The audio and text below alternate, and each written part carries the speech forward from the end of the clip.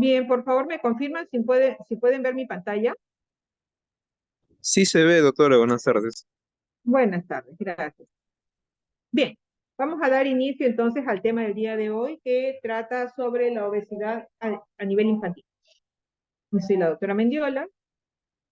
Esto es solamente para que puedan comprender la fisiología de la ingesta y el gasto energético.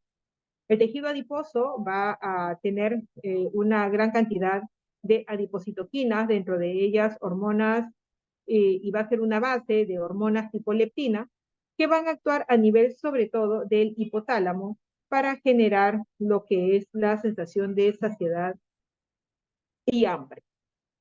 Esta es la leptina que va a ingresar a receptores, llamados receptores OB de la obesidad, y luego van a tener una vía de señalización hacia un tejido diana. Esta es la zona del hipotálamo, la zona tal vez más importante dentro de lo que tiene que ver para la fisiología, como le decía, de la ingesta o la sensación de saciedad y el hambre. Tenemos los núcleos del hipotálamo, los paraventriculares, el lateral, el ventro dorsal, el ventro medial, el dorso medial, perdón, el ventro medial y el arcuato. Dentro de estos, en la zona del arcuato, que está pegada hacia el tercer ventrículo, la barrera hematoencefálica tiene una particularidad que permite poder censar a la leptina, ¿no? Y otras sustancias que tienen que ver con esta sensación del hambre. Tenemos que el núcleo arcuato va a producir neuropéptidos como el receptor, la proteína receptora para el agouti y el neuropéptido Y, que van a estar regulando en positivo para la ingesta, y por el otro lado vamos a tener la propia melanocortina, que van a tener relación más bien con la inhibición de la ingesta, así como estos transmisores CART que tienen que ver igual la corticotropina y la tirotropina, que pueden tener más bien efectos anorexigénicos de inhibición. Y estos, los neuropéptidos orexigénicos, entonces del hambre, ¿ya? Del hambre.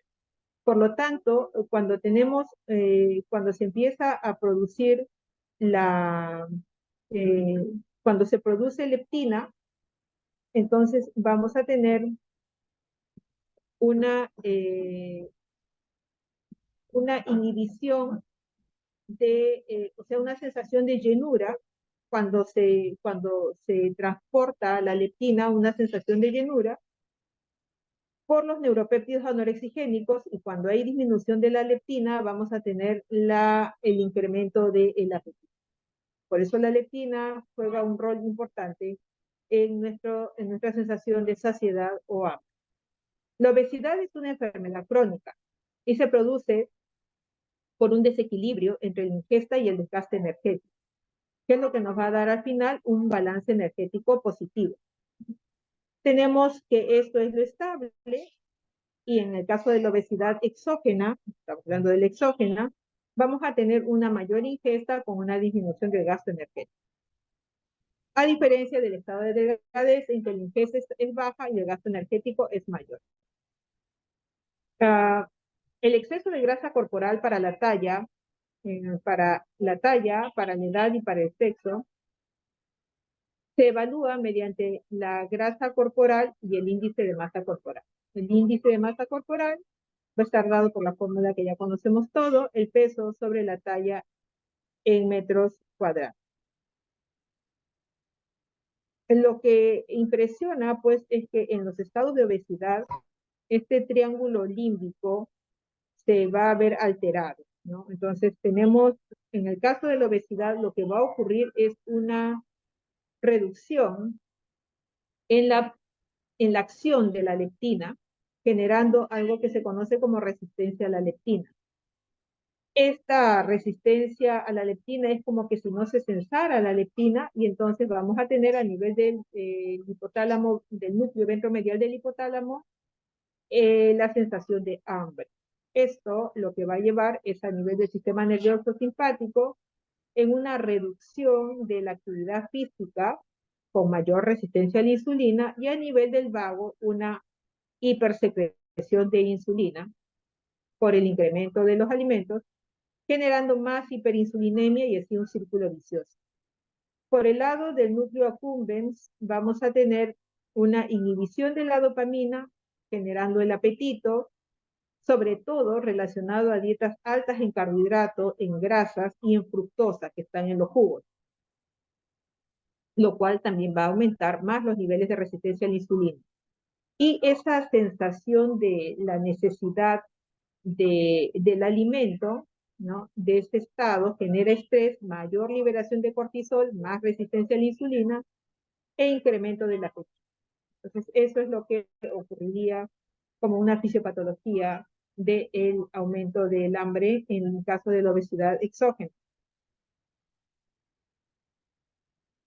Esto es una alimentación, bueno, que hay en otros países, pero que ya la tenemos acá también hace muchos años. Y esto es un gráfico de lo que es el índice de masa corporal que se utiliza a partir de los 2 años en los niños, donde vamos a tener que desde el percentil 85 al percentil 95 es sobrepeso y por encima de ello es obesidad.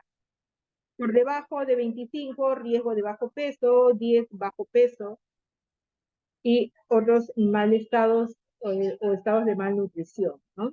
Y como ustedes pueden ver, esto es como una J media echada, en donde existe una disminución del índice de masa corporal en estas edades, entre los 4 y 5 años. Aquel niño que no pasa por esta etapa, que de frente va a pasar por los niveles de sobrepeso, habitualmente esto se llama obesidad de rebote temprana y es un punto crucial para que los niños, tanto los macrosómicos como que aquellos ganan peso en esta etapa, puedan tener luego enfermedades metabólicas asociadas a la obesidad. Los parámetros antropométricos, entonces tenemos que están las tablas del CDC que hemos dicho para definir sobrepeso y obesidad.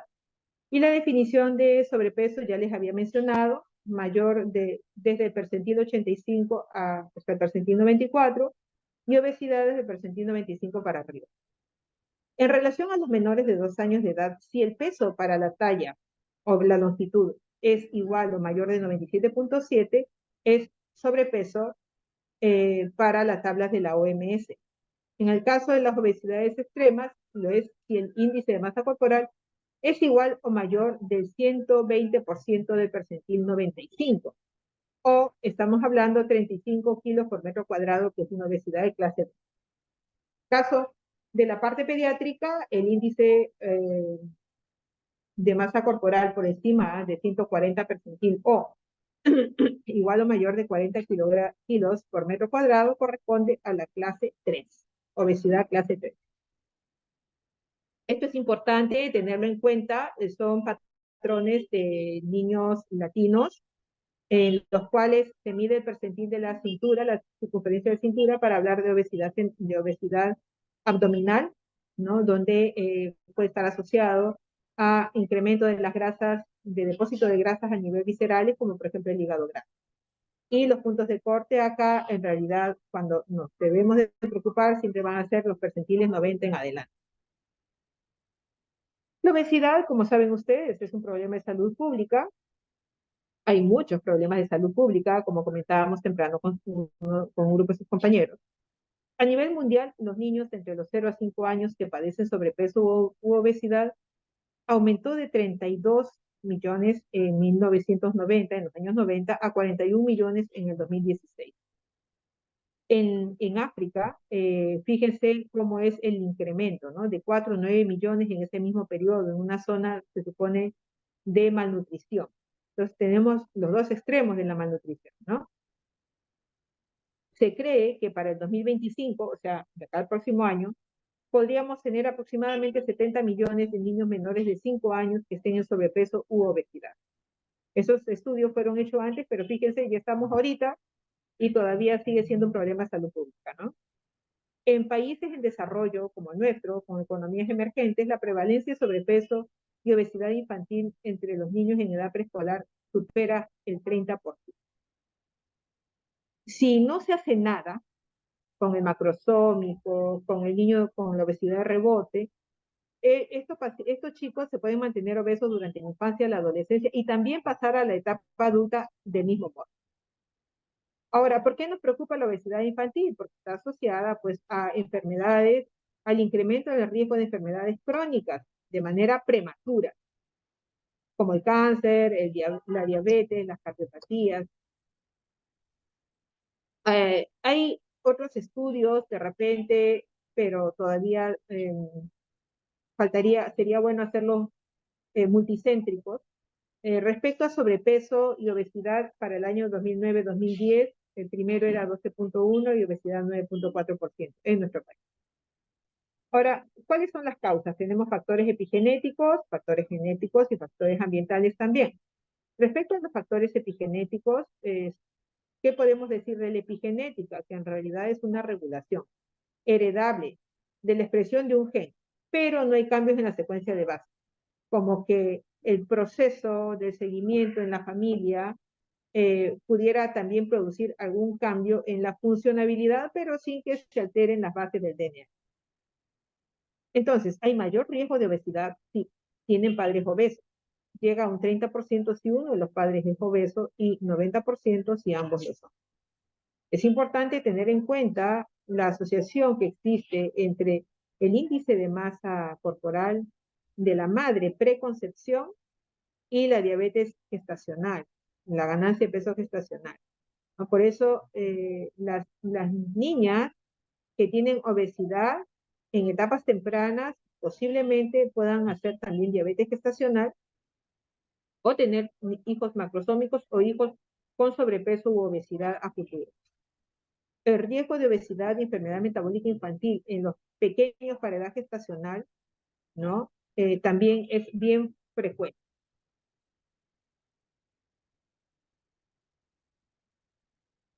Perdón un ratito.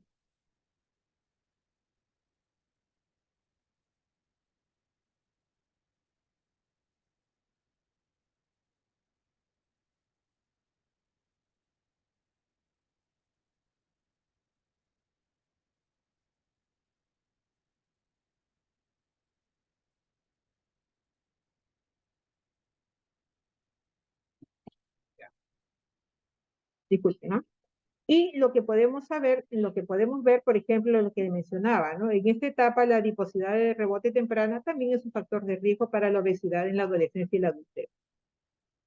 Lo que se hace es lo que se ha visto es como una línea de tiempo, como factores de riesgo de la genética y la epigenética en la etapa gestacional y pregestacional, ¿no?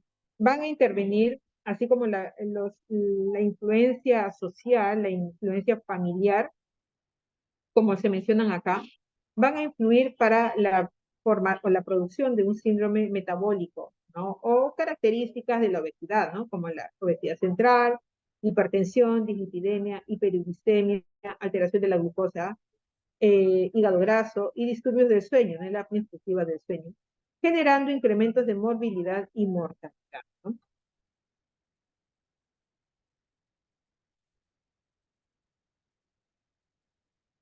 Es importante en la historia clínica del recién nacido poder preguntar sobre estas cosas, o sea, en el recién nacido, macrosómico, o también en un niño que uno está evaluando por obesidad.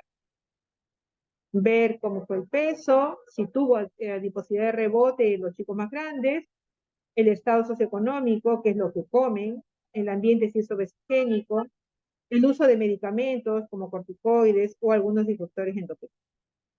En cuanto a los factores genéticos, estos factores de herencia pueden ser responsables de un 30 a un 50% en las variaciones de la adiposidad. Defectos de genes únicos y síndromes asociados a obesidad corresponden menos del 1% de la obesidad infantil en centros terciarios. Hay síndromes genéticos asociados a obesidad. Es cuando lo debo sospechar, cuando el inicio es menos de 5 años. Ahí debo pensar que es un síndrome genético, que tenga características físicas o discapacidades intelectuales o sensoriales. En estos casos, estos pacientes tienen una hiperfagia. También historia familiar de obesidad extrema, pueden tener talla corta e hipotonía. El defecto monogénico más común, frecuentemente identificado, es la mutación del receptor 4 de la melanocortina, pero de los síndromes genéticos que uno observa más asociados a obesidad con discapacidades intelectuales, debe de pensar también en un síndrome de Prader-Willi. Ese es un síndrome de Prader-Willi, son características, esta es la foto de un niño con síndrome de Prader-Willi, sensación constante de hambre, hiperfagia, problemas de sobrepeso u obesidad, hipogenitalismo, trastornos en la conducta, un desarrollo lento, hipotonía, talla baja. Y así, y hay unas características faciales también que pueden distinguir. Lo más, de repente, algo que llama mucho la atención con estos pacientes es que nacen hipotónicos y no pueden deglutir por la hipotonía. En cuanto a los factores ambientales, tenemos el distrés psicosocial y emocional, los estilos de alimentación parentales, la microbiota intestinal, el ambiente obesogénico. Fíjense cómo ellos no hacen actividad física, solamente comen, están tras la pantalla, ¿no? Obviamente, este es un ambiente obesogénico, ¿no? Y también los factores participantes en la microbiota intestinal, que también pues ya tiene una relación con la obesidad, ¿no? Esa es la microbiota intestinal, que conforma más del 70% de la microbiota total humana. Son importantes la lactancia materna para tratar de mantener una microbiota intestinal adecuada, que nos deje una relación firmicutes y bacteroides adecuadas. Primero las bifidobacterias con la lactancia materna y luego con los alimentos sólidos, los bacteroidetes y firmicutes. Estos firmicutes y bacteroidetes tienen importancia en la digestión de los carbohidratos, de los aminoácidos, de la producción de vitaminas liposolubles, el metabolismo de ácidos biliares, biotransformación de los xenobióticos, es decir, sustancias que sean utilizadas, que se puedan absorber, por ejemplo, a nivel de piel, como sustancias tóxicas, sustancias para fumigar, ¿no? Gente que puede estar en contacto con algunas sustancias que puedan alterar su microbiota, y drogas, y también es importante en el sistema inmune, ¿no? Como podemos ver en la imagen de arriba, para un individuo sano, tenemos que la relación de firmicutes y bacteroides es bajo, pero hay una alta diversidad de esta microbiota, eso se llama eubiosis, que es importante para mantener pues el tejido adiposo adecuado, controla el hambre, homeostasis de la insulina. Pero cuando existen alteraciones de la permeabilidad intestinal, ¿no? Por alimentos, esta alteración de la permeabilidad intestinal y translocación bacteriana va a producir una reducción en la diversidad microbiana de la microbiota, y eso va a producir alteraciones en todo lo que estaba bien regulado. Otras causas secundarias de obesidad infantil podemos tener causas hipotalámicas como tumores, causas endocrinas ya como tal, como hipotiroidismo, exceso de glucocorticoides, como síndrome Cushing, deficiencia de hormona de crecimiento, donde van a estar bajitos, el hipotiroidismo también van a estar bajitos, y el pseudohipoparatiroidismo también, con gran obesidad, ¿no? Daños neurológicos como injuria quirúrgica, por traumas, por cirugía, por radiación, por presencia de tumores, desde la obesidad hipotalámica, e inducida también por drogas, como los antidepresivos tricíclicos, glucocorticoides, algunas drogas antipsicóticas y antipilépticas, y las sulfonilurias también, ¿no? Esto es característico de un síndrome de Cushing, la jiba dorsal, las estrías que se ven en la piel, ¿no? La cara en luna llena, y esto es clásico en el hipotiroidismo congénito, ¿no? El cuello corto, grueso, las facies abotagadas, la palidez de la piel, ¿no? Y la obesidad. Entonces, es importante que la obesidad se maneje, porque va generando un proceso inflamatorio crónico y va a producir alteraciones a nivel de la microbiota intestinal y también señales de las adipocinas, ¿no? Así que vamos a tener alteraciones en la resistencia a la insulina, otras alteraciones sistémicas, y finalmente vamos a llegar a una obesidad con una de sus principales, digamos, complicaciones, como es la diabetes tipo 2, y asociados pues a necesidades de cambios de estilo de vida, políticas públicas, farmacoterapia, cirugía bariátrica, etc. El cuadro clínico. Debemos identificar las causas y las comorbilidades, tener una historia clínica completa y examen físico completo, como en todas las patologías. Debemos de buscar la historia dietética, qué actividades físicas y hobbies hacen y qué fármacos consumen. Si hay antecedentes familiares de la misma patología y cómo ha sido el desarrollo psicomotor. Cómo son las funciones biológicas en las niñas, cómo son las características de sus reglas si ya menstruan. Buscar signos y síntomas de enfermedades endocrinológicas como las fotos que le puse anteriormente, explorar enfermedades genéticas si hay dismorfias y explorar enfermedades psiquiátricas si hay trastornos del comportamiento. El cuadro clínico es importante tener el peso, la talla, el IMC, la circunferencia abdominal conforme le di el cuadro. El indicador, el 90 percentil es un indicador importante de resistencia a la insulina y un factor de riesgo para síndrome metabólico, por eso es importante tenerlo en cuenta. Debe de evaluarse la presión arterial, no sé si con ustedes chicos, o creo que sí, con un grupo que tuvimos un paciente que llegó a una obesidad severa, 37 de IMC, estaba hipertenso y el chico decía, pues sí, que tiene un poco de dolor de cabeza, ¿no? Debe de hacerse fondo de ojo, cara de luna llena, iva de búfalo, acantosis nigricans, acné hirsutismo extremo, estrías, el spam hepático, el desarrollo puberal, la exploración de las tiroides, anomalías en el neurodesarrollo y ginecomastia, ¿no? ¿Qué exámenes de ayuda diagnósticas necesitamos? A ver, acá atentos, por favor. No se recomienda exámenes de laboratorio de rutina para evaluar causa endocrina, a menos que la talla y la velocidad de crecimiento esté comprometida, estén bajas. Evaluar en relación al potencial genético familiar y al estadio puberal.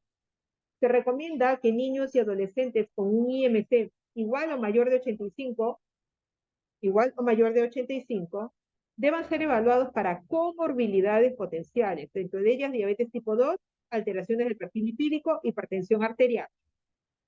No se recomienda, ojo, no se recomienda medir insulina sérica en ayunas cuando se evalúa un obeso pediátrico, pues carece de evidencia científica para su utilidad.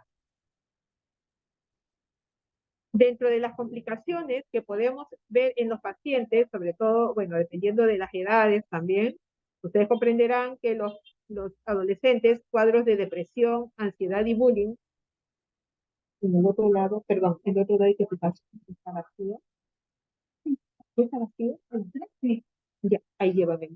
Voy ordenando los ejemplos.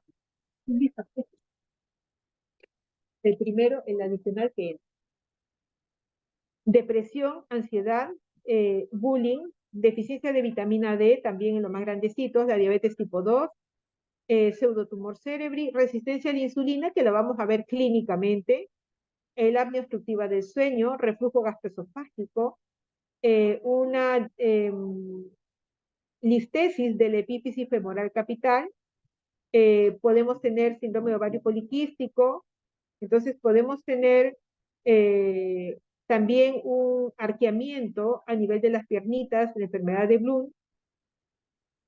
Esas son las complicaciones que podemos ver. Estas son las complicaciones aquí en general. Dentro de la evaluar comorbilidades, ya nosotros sí debemos de ver en un paciente que tiene una obesidad, nosotros debemos de descartar si tiene diabetes mellitus. Para eso tengo que hacer mi hemoglobina glicosilada, tengo que hacer mi glucosa en ayunas y a las 2 horas, y evaluando los resultados, yo pensaré si estoy en una prediabetes o en una diabetes mellitus tipo 2. Los valores los tenemos acá. Para diabetes, de hemoglobina glicosilada igual o mayor de 6.5%, la glucosa en ayunas, 2 medidas por encima de 126 en ayunas, o una sola vez en cualquier momento del día, 200 o más, es diagnóstico de diabetes.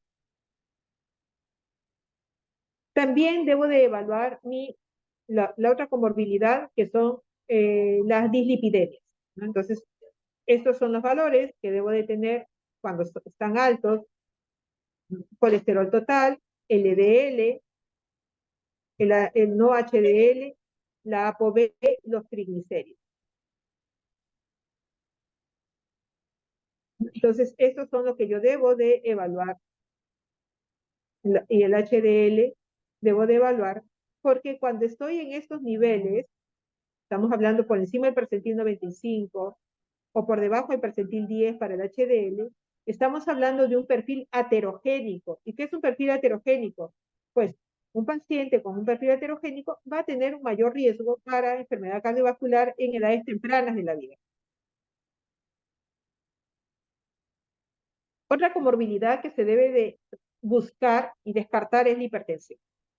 Entonces, se debe tener definiciones actualizadas sobre la presión arterial, categorías y estadios. Este es un cuadro que a ustedes les puede permitir saber si el niño está hipertenso o no y luego mandarlo a la especialidad que corresponde, ¿no? Entonces, lo normal es que la presión arterial, chicos de 1 a 13 años, esté por debajo del percentil 90 y mayores de 13 en esos valores, menos de 120 a 80. ¿Y dónde encuentro los porcentajes percentiles? En diversas literaturas, pero el libro que les puede ayudar mucho, si es que ustedes gustan tenerlo, es el Harriet Lane. En la parte de cardiología, ustedes ahí van a tener una tabla extensa de varias páginas en las cuales están los percentiles de los chicos año por año. Otras comorbilidades que también podrían o que deberían también evaluarse es el hígado graso, que en realidad debiera evaluarse también con una ecografía, porque a veces las transaminasas no necesariamente nos dan el dato exacto. Síndrome de ovario poliquístico en las niñas que tienen más de 3 años de regla, no antes, y el apnea obstructiva de sueño. En cuanto a los síndromes de obesidad genética, que también es importante que ustedes conozcan, porque no a todo le pueden decir que es obesidad exógena, ¿no? Entonces tenemos obesidad con retraso del desarrollo, primero es lo que tienen que ver, con un patrón de herencia dominante o un patrón de herencia recesivo. Y acá van a tener el síndrome de Prader-Willi, que ya lo han visto también en el gráfico, ¿no? La hipotonía, la falla de crecimiento en la infancia, luego sigue una ganancia de peso importante, talla baja, porque tienen deficiencia de hormona de crecimiento, tienen hiperfagia, tienen hipogonadismo, disturbios del sueño, ¿no? En estos casos, el examen para el diagnóstico final es el test de metilación del cromosoma 15. Luego, la osteodistrofia hereditaria de Albright, tienen talla corta, pero no todos, y hay defectos esqueléticos, ¿no? Entonces, hay alteraciones en la sensibilidad olfativa, y así tenemos otros más. En la parte recesiva, el síndrome de Bardet-Biedl, donde hay extremidades dismórficas, entonces cuando yo tengo una asimetría, una dismorfia, como habíamos visto en las clases de talla corta, tengo que estar sospechando de que acá posiblemente sea un síndrome de obesidad no exógena, sino genética, ¿no? Y luego esto sin alteraciones del desarrollo, porque no todas las obesidades genéticas tienen alteraciones del desarrollo. También vamos a tener formas dominantes y formas recesivas, ¿no? Entonces, esto para que lo tengan ustedes en cuenta. ¿Qué debo de hacer con ese paciente? Muy bien. Hay guías de ingesta general en niños con peso normal. ¿Qué hay para los niños con sobrepeso u obesidad, ¿no? Esto es los patrones de dieta occidentales, en los cuales produce toda una alteración de la relación firmicutes y bacteroidetes, a diferencia de la dieta hipocalórica mediterránea, donde se corrige la disbiosis, ¿no? Se aumenta más bien la sensibilidad a la insulina, entonces esta dieta es mucho mejor que la dieta occidental. Esto también son las recomendaciones de actividad en niños con peso normal. O sea, ¿qué tiempo deben de estar los niños? Al menos 60 minutos y más inclusive, de acuerdo a su edad, de acuerdo al tipo de actividad física que puedan hacer, ¿no? Eso es importante. Y deben de participar también en más o menos actividades en conjunto, 15 minutos o más cada día, ¿no? Es importante que participen de diferentes actividades, no siempre lo mismo, para hacerlo más aperturados a diferentes tipos de ejercicios. ¿Ya? Y acá están, bueno, todas las que pueden participar los chicos. Ahora, ¿qué pasa ya cuando tengo un niño con obesidad de 0 hasta los 2 años? Bueno, Deben de estar en alimentación materna, tratar en lo posible de 6 a 12 meses y empezar con una apropiada fórmula de alimentación, ¿no? O sea, complementar con alimentos recién a partir de los 6 meses, o sea, retrasar recién a partir de los 6 meses, no dar alimentos rápidos, es decir, esos envasados, esos potes tienen mucha carga de azúcar, no postres, tratar de que gateen, que tengan actividad dentro de su edad, ¿no? La interacción con la familia y que no estén en pantallas, ¿no? Que no estén en pantallas y que descansen sus 12, 18 horas de sueño que requiere. No debe de haber televisores tampoco en la zona donde están los niños, ¿no? De 5 a 9 años hay que tratar de minimizar las medicaciones obesogénicas, ¿no? Los antipsicóticos, por ejemplo, los corticoides también. Limitar el tiempo de pantalla a menos de 2 horas. ¿Sí? El sueño es importante, de 5 a 9 años, 11 horas. No deben de haber televisión en el cuarto y todos deben de comer juntos en la mesa. Debe de haber un modelo parental saludable para ese niño, ¿no? Deben de tener sus 3 comidas importantes y 1 o 2 snacks nada más por día. Tratar de que no siempre hayan postres, que sean postres solamente en ocasiones especiales. No dar líquidos azucarados, de preferencia que sea agua pura. Y que vayan ya acostumbrándose a una actividad importante, por lo menos 1 hora cada día, ¿no? Eso es muy importante. Respecto al tratamiento farmacológico, se sugiere la farmacoterapia solamente si después de este programa formal de modificación intensiva, que va de 3 meses hasta 6 meses inclusive, y no se logra controlar y ya se descartó todas las otras posibilidades endocrinas, genéticas, y está generando comorbilidades como la hipertensión, como la dislipidemia, entonces ingresar un tratamiento farmacológico, ¿ya? Pero si el niño está en sobrepeso, no.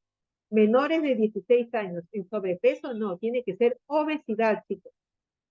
La farmacoterapia aprobada por la FDA para la obesidad debe ser administrada con un programa de modificación de estilos de vida. Significa que así yo le dé el medicamento a ese chico, esa chica van a tener que seguir con cambios de estilo de vida. Y no siempre voy a darlo, porque si, por ejemplo, yo encuentro que no hay una reducción de más del 4% del IMC después de 12 semanas, 3 meses de medicación, significa que es por gusto, o sea, preferible es regresar nuevamente a los estilos de vida o pasar a una cirugía bariátrica. Estos son los medicamentos que suelen ser usados, metformina, pero que no está aprobado para obesidad, sí para una comorbilidad de la obesidad como el ADM tipo 2, porque no se ha encontrado que mejore de manera prolongada el IMC. El Orlistat, un inhibidor de la lipasa intestinal, bloquea la absorción de más de la tercera parte de la grasa ingerida. Está aprobado a partir de los 12 años para obesidad. El tiempo de uso es de 6 a 12 meses y hay que suplementar con vitaminas, ¿no? Vitaminas liposolubles. El liraglutide es un análogo humano del péptido 1 similar al glucagón, que tiene diferentes nombres. Aprobado para mayores de 12 años para obesidad con o sin diabetes tipo 2, ¿no? Pero que no hayan tenido respuesta a lo que decíamos EBS, estilos de vida saludables, ¿ya? Se ha encontrado una reducción de 5% del IMC y un poco más sostenida en algunos casos, ¿no? El setmelanotide es un agonista del receptor 4 melanocortina, pero como podemos ver acá, está aprobado para la deficiencia comprobada genéticamente de la propia melanocortina, sultinicina o quexin tipo 1, que son receptores de la leptina. Si no es eso, no está aprobado. La fentermina, un inhibidor de la captación de noradrenalina, serotonina y dopamina. Aprobado por la FDA para un curso corto de 3 meses en adolescentes mayores de 16 años, pero mayores de 16 años, pero tiene bastantes también efectos secundarios, ¿no? Y hay otro que está en estudio, que es la fentermina mastopiramato, aprobado para adultos sí, mejora el HDL y los triglicéridos, o sea, mejora el perfil aterogénico, pero solamente hay datos así, todavía recién dados, en adolescentes entre los 12 y 17 años, Sin embargo, todavía no se puede dar un dato exacto para el uso de los adolescentes, ¿ya? Y el otro tratamiento es la cirugía bariátrica, que está dado para ciertos criterios, chicos con un Tanner ya 4 o 5, o cerca al final de su talla adulta, con un IMC mayor de 40, o sea, una obesidad grado 3, o que tenga un IMC mayor de 35 y menor de 40, o sea, grado 2, pero que tengan comorbilidades extremas importantes, ¿no? Como diabetes mellitus, apnea obstructiva, pseudotumor cerebral. También puede tener la indicación en la persistencia de la obesidad extrema y comorbilidades a pesar de una buena adherencia a la modificación de estilos saludables con o sin farmacoterapia. Con o sin farmacoterapia. Es importante que tengan una evaluación psicológica que confirme la estabilidad y competencia de la unidad familiar. El paciente no debe tener una enfermedad psiquiátrica no tratada, debe tener un acceso a un centro especializado con cirujano bariátrico con experiencia en adolescentes.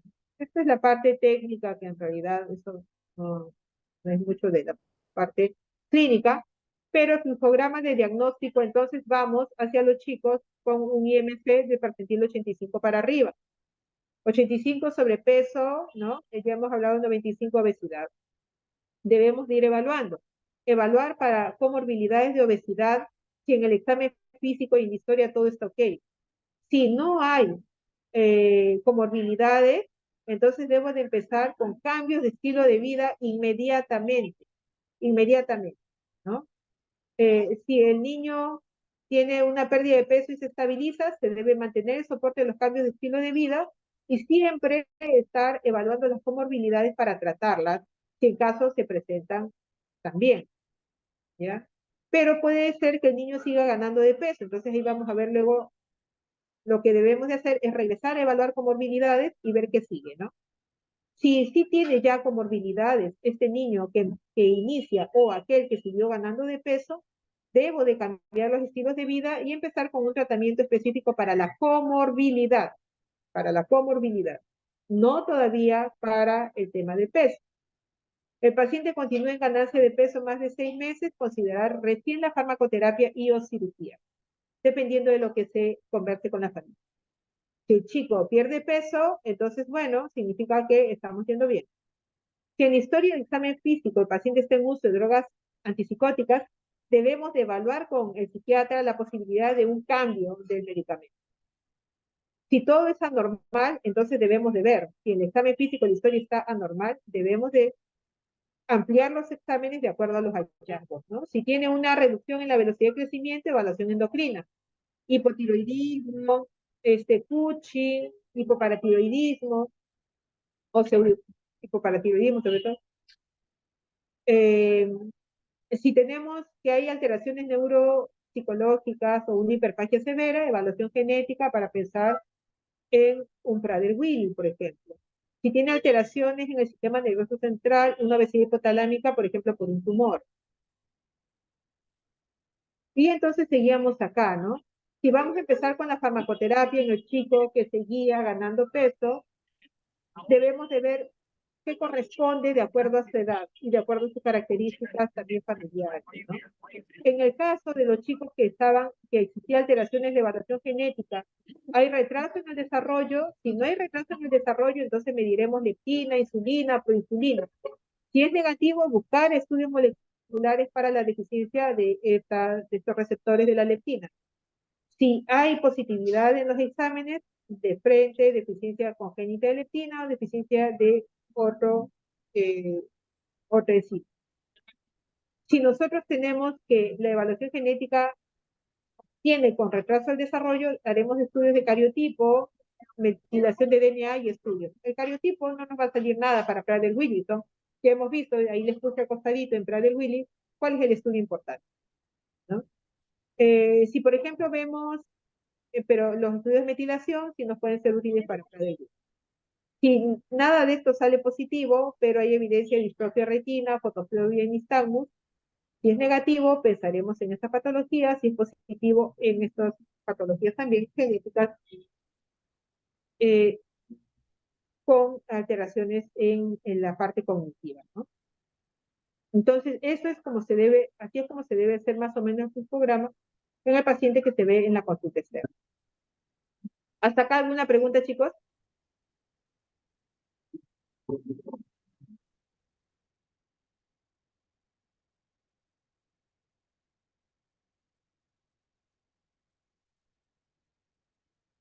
¿Todo claro?